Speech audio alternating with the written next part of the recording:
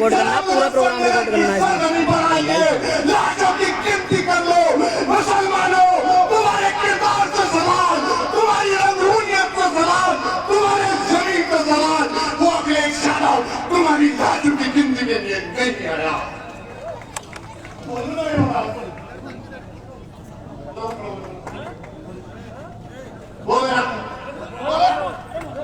अरे यार ये कौन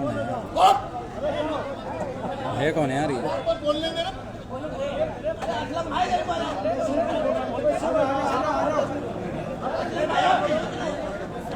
अच्छे कौन सी तरीका भी कौन सा यार, ये हल्के से हैंडल कर लो जो भी बात है इस तरीके से।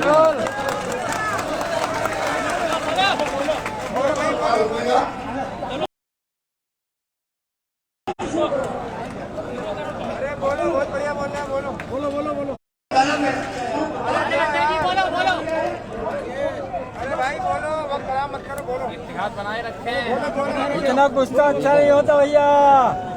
जो भी उससे कह दो बस 1 मिनट और कोई ज्यादा गुस्सा नहीं।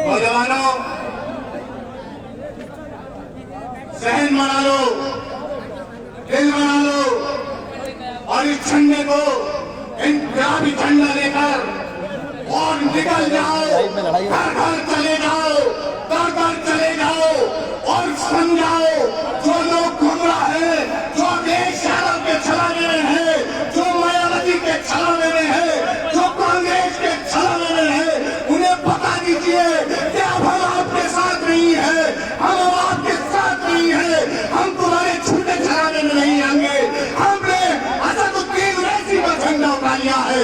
मेरी अपील है नौजवानों कि आप ओवैसी का झंडा उठा लो। बस इसी शेर के साथ मैं आपको रुखसत होता हूँ कि आप यही करेंगी अब चिरागों का फैसला, आप यही करेंगी अब चिरागों का फैसला। जिस चिराग में दम होगा वो देर तक चलेगा। और मेरे साथ अजीज़ान मिल्लत एक नारा लगा दो, एक बुलंद आवाज में लगा दो कि फिरका परस्त ताकतों में कान छत लगाए।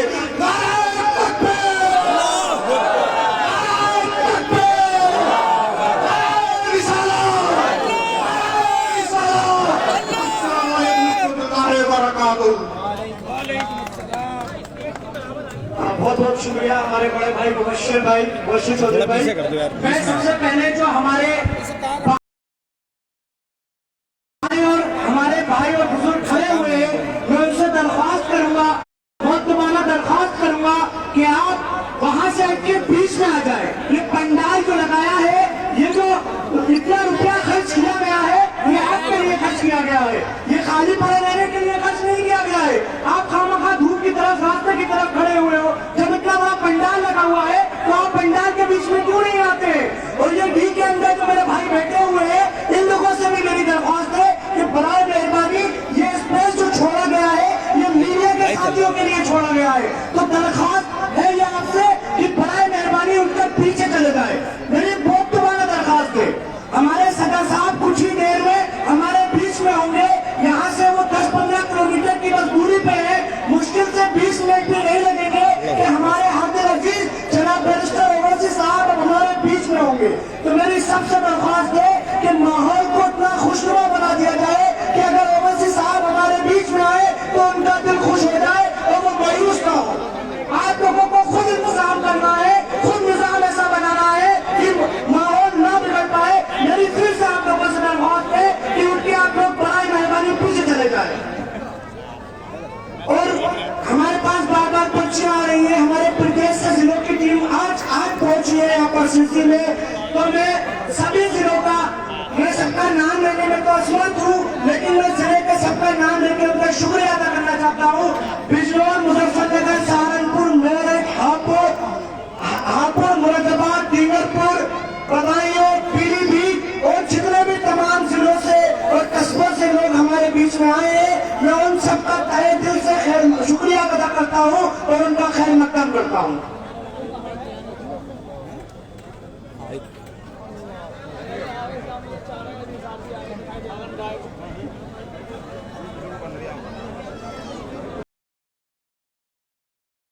और मेरी एक दरख्वास्त ये भी है कि हमें भी अच्छा नहीं लगता बीच में किसी को पर्ची देना या रोकना। तो अब जो आगे की हमारी फहरिस्त है उसमें जो मुकर्रर है, जो स्पीकर्स हैं, मेरी उनसे भी दरख्वास्त है, उनसे रिक्वेस्ट है कि बराए मेहरबानी कम से कम वक्त में अपनी बात को हमारे साथियों के बीच में रखें। अब मैं अपने अगले फहरिस्त में जो स्पीकर है, जो मुकर्रर है, वो हमारे भाई दलित समाज से आते हैं और उन्होंने, मैं आपको बता दूं, लखनऊ के अंदर घंटा घर में जब एहतजाज चल रहा था, जब प्रोटेस्ट चल रहा था, तब उन्होंने हम लोगों के लिए यानी कि सीए एनआरसी के खिलाफ आंदोलन में बढ़ चढ़कर हिस्सा लिया और वो जेल में रहकर अभी छूट कर आए हैं और उन्होंने आकर हमारे बीच में मजलिस का दामन थामा है और वो हमारी पार्टी के उत्तर प्रदेश के महासचिव है। मैं डॉक्टर अम्बेडकर साहब को दावत दूंगा कि वो मकाइस पर आए और अपने ख्यालात का इजहार करें। डॉक्टर पवनराव अम्बेडकर साहब।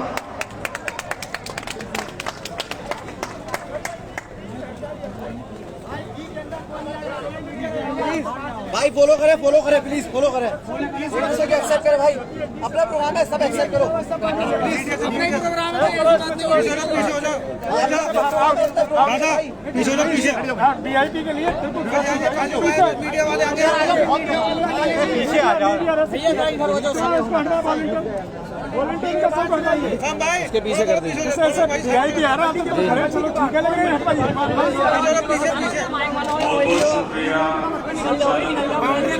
भाई बल्ली के बाहर चले आइए, यहाँ से बल्ली के बाहर गए। भाई मेरी बात सुनो, आप वॉलंटियर हैं, आप यहाँ 4-5 लोग और खड़े कर दो भाई, भैया इधर दो 4 लोग खड़े कर दो यहाँ पे, चेन बना देना। चेन नहीं होगी, चेन नहीं होगी, पीछे उसके पीछे हो जाओ, बल्लियों के पीछे हो जाओ। अपनी बात तो मैं रखूंगा ही, इससे पहले सभी लोगों को अस्सलाम वालेकुम, जय भीम, जय भीम, जय भीम, जय भीम। मंच पर बैठे हुए सभी सम्मानित हमारा नाम मंच पे, तो मंच पे जाके बैठो यहाँ। लोगों का मैं इस्तेमाल करता हूँ।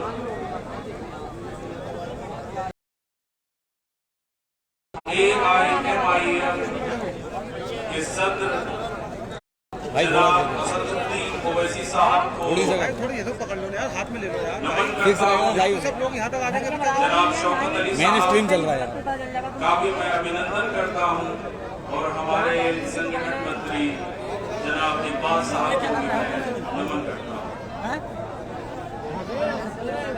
आज आपके बीच 135 नगर विधान अपनी बात रखने से पहले हल्का सा माइक मैं जरूर कहना चाहूंगा आगे उठाकर कि इस देश ही नहीं, विश्व का सबसे विशालतम संविधान बनाने वाले बाबा साहेब डॉक्टर भीमराव अंबेडकर साहब को भी मैं नमन करता हूं, जिनके बनाए हुए संविधान की बदौलत आज हम इस देश में अपने हक और अधिकार के लिए लड़ाई लड़ रहे हैं और उस संविधान को पूर्ण रूप से लागू कराने के लिए माननीय जनाब असदुद्दीन ओवैसी साहब आपके सामने एक नया चेहरा बन करके आए हुए हैं।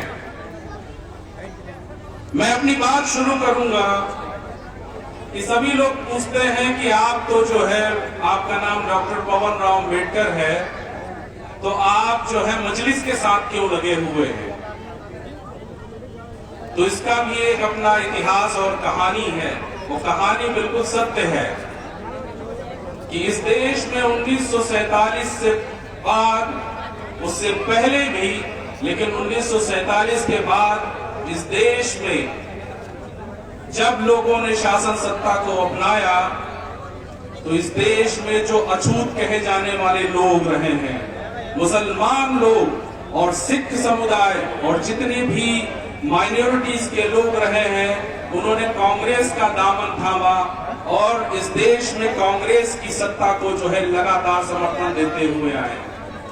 कांग्रेस ही ऐसी पार्टी रही है जिसने बाबा साहब को 1952 में उनके ही शिष्य, उनके ही अनुज के माध्यम से बाबा साहब को पार्लियामेंट में पहुंचने से रोका। 1984 में बहुजन समाज पार्टी का गठन होता है। बहुजन समाज पार्टी का गठन मान्यवर कांशीराम साहब ने बाबा साहब के जन्म दिवस के दिन यह ऐलान करके किया कि इस पार्टी का जन्म इस देश में समता मूलक समाज की स्थापना के लिए करेंगे। इस देश में सदियों से गैर बराबरी की व्यवस्था को जो सहते हुए लोग आए हैं, उनको इस देश का शासक बनाने का कार्य करेंगे। इस विचारधारा के साथ मान्यवर कांशीराम साहब ने सामाजिक और राजनीतिक आंदोलन की शुरुआत की और इस सामाजिक राजनीतिक आंदोलन में सिर्फ एससी समाज, ओबीसी समाज ही नहीं, मुसलमान समाज ने भी बढ़ चढ़ करके हिस्सा लिया और इस आंदोलन को जब आगे बढ़ा है तो इस आंदोलन ने 1995 में अपनी सरकार बना करके दिखा दिया कि हम इस देश के रहने वाले हैं, इस देश के शासक हैं और इस देश में हमारा संविधान चलेगा और इसी के आधार पर हम इस देश में संविधान को लागू कराएंगे। अब कांशीराम साहब के जाने के बाद बहुजन समाज पार्टी की विचारधारा में बदलाव हुआ। 2007 में सोशल इंजीनियरिंग के नाम पर बहुजन समाज पार्टी ने इस देश के सबसे बड़े प्रदेश में सरकार बनाई और सोशल इंजीनियरिंग के नाम पर एक विशेष वर्ग को बड़ा महत्व दिया गया। तुमने भी उन्हें गुस्से में वो महत्व ब्राह्मण समाज को जा रहा है। मैं तो सोच लिया कि यहाँ के बाद में छोड़ दूं।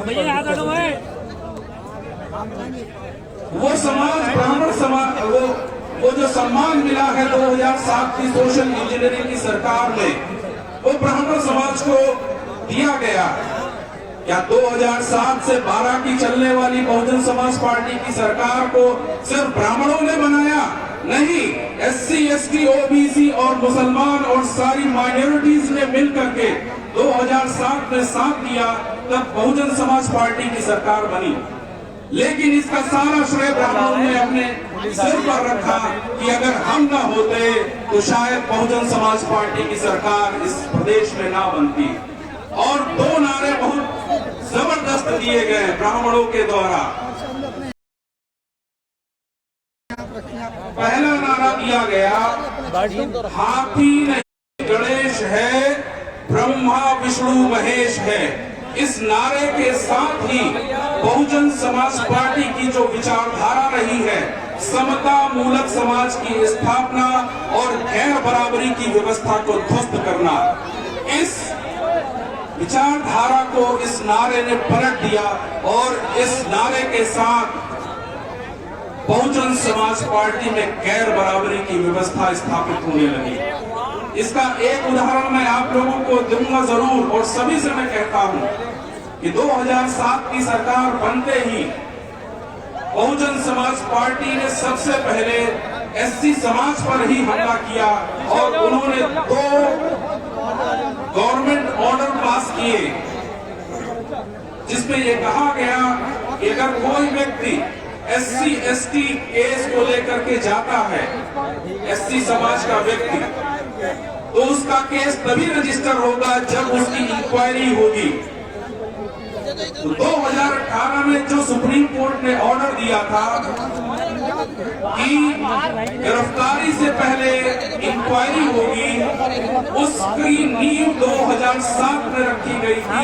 तभी से इस विचारधारा में परिवर्तन आना शुरू हुआ और पार्टी की विचारधाराओं से थोड़ा सा अलग होना शुरू किया मैंने भी। अभी 2014 के बाद इस देश में जो सरकारें आई हैं, उन सरकारों ने जो जुल्म जातियों का ग्राफ है उसको बढ़ाया और 2014 के बाद से ही इस देश में जातीय हमले और धार्मिक हमलों में जो है बढ़ोतरी हुई है, जिसको लेकर के मुझे बहुत दुख है और बहुजन समाज पार्टी ने किसी भी तरह से इसको लेकर के कोई आवाज नहीं उठाई है। 2015 के अगर आंकड़े हम देख लेते हैं तो एससी समाज के ऊपर 45,000 जो है केसेस दर्ज किए हैं, उसको लेकर के कभी भी कोई आंदोलन नहीं चला और किसी भी तरह से कोई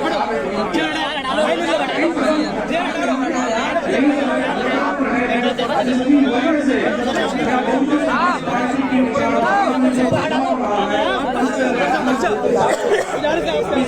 सितंबर को ब्राह्मण सम्मेलन का समापन हुआ और ब्राह्मण सम्मेलन को वर्ग के नाम से जो है मुखरित किया गया। और ये विचारधारा आप देख सकते हैं कि एक विशेष वर्ग के लोगों को प्रबुद्ध शब्द के साथ जो है जोड़ा गया, जिसको लेकर के मैंने आपत्ति की और आज भी आपत्ति है।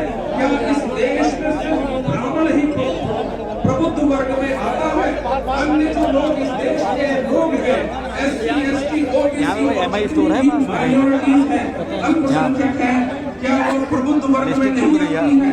तो ये शब्द के साथ जिस तरह से ब्राह्मणों को जोड़ा गया है, ये बहुजन समाज के लोगों के लिए बहुत घातक है।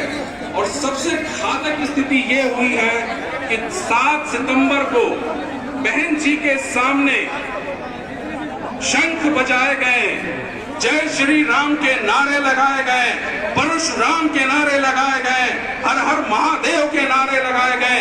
ये बहुजन विचारधारा के बिल्कुल प्रतिकूल है।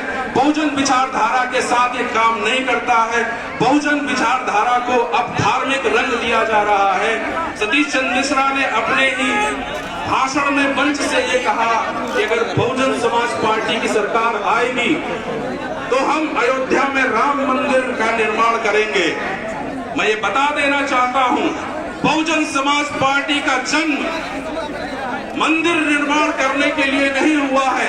बाबा साहब ने भी अपने भाषणों में कहा है, मंदिरों में जाकर के आपका उत्थान नहीं होगा, आपका विकास तब होगा जब आपके लिए शिक्षा के द्वार खोले जाएंगे। बाबा साहब ने अपने भाषणों में कहा, शिक्षा वो शेरनी का दूध है, जो पिएगा वो दहाड़ेगा।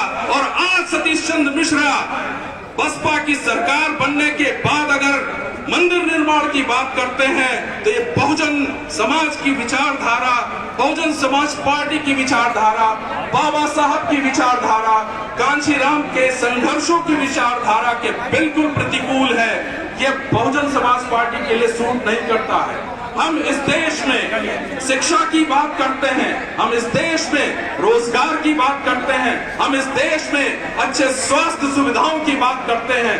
यही सारी बात माननीय असदुद्दीन ओवैसी साहब करते हैं तो लोगों को जो है मिर्ची लगती है और अलग अलग तरह से बयानबाजी करते हैं। हम इस देश के मुसलमानों के साथ जिस तरह का जो है भेदभाव किया गया है, 1947 के बाद उन्हें दरी बिछाने और कुर्सी लगाने का काम किया गया है।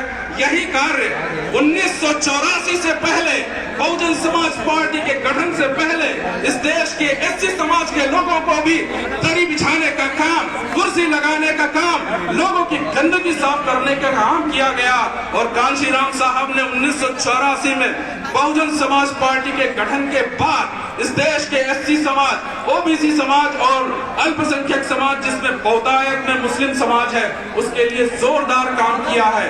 वही विचारधारा आज हमारे बीच माननीय जनाब असदुद्दीन ओवैसी साहब लेकर के आए हैं। हम इस देश में उन लोगों को स्थापित नहीं होने देना चाहते हैं जो इस देश में गैर बराबरी की व्यवस्था को चलाए रखना चाहते हैं और उसी के आधार पर धर्म और जाति की बात करते हैं। मेरे पास अगर आपकी बात रखने की बात आएगी तो उसमें आप ये देखेंगे कि 1995 में बहुजन समाज पार्टी की सरकार के बाद मुसलमानों का रुख दूसरी तरफ मुड़ने लगा। उन्होंने ये कहा कि बहुजन समाज पार्टी अगर बीजेपी के साथ है तो हम अपना रुख मोड़ते हैं। 2003 में जब मुलायम सिंह ने अपनी सरकार बनाई तो लोगों ने उनको कहना शुरू कर दिया कि ये मुल्ला मुलायम है और सारा मुसलमान मुलायम सिंह के साथ खड़ा हुआ। और आज भी स्थिति आप देखिए, संभल क्षेत्र में पिछले 6 बार से जो विधायक है उन्होंने मुसलमानों का इस्तेमाल किया, उनसे दरी बिछवाई, उनको जो है उस हालात में छोड़ दिया जिसके लिए संविधान कहता है कि मुसलमानों भी इस देश के नागरिक हैं, मुसलमानों के लिए बराबर हक की बात है। इन्होंने कभी भी मुसलमानों को लेकर के उनके हकूक की बात नहीं की है। बहुजन समाज पार्टी 2007 के बाद मुसलमानों से किनारा कर लिया है और पिछले इसी महीने की बात से, इसी महीने की 7 तारीख से बहुजन समाज अब एससी समाज का भी नहीं रहा, वो ब्राह्मण समाज का हो गया है। मैं अपने बहुजन समाज के लोगों से अपील करता हूं कि आने वाले भविष्य को देखें, जांचें और परखें, तब आप ये माने कि माननीय असदुद्दीन ओवैसी साहब सिर्फ मुसलमानों की बात नहीं कर रहे हैं, इस देश के वंचित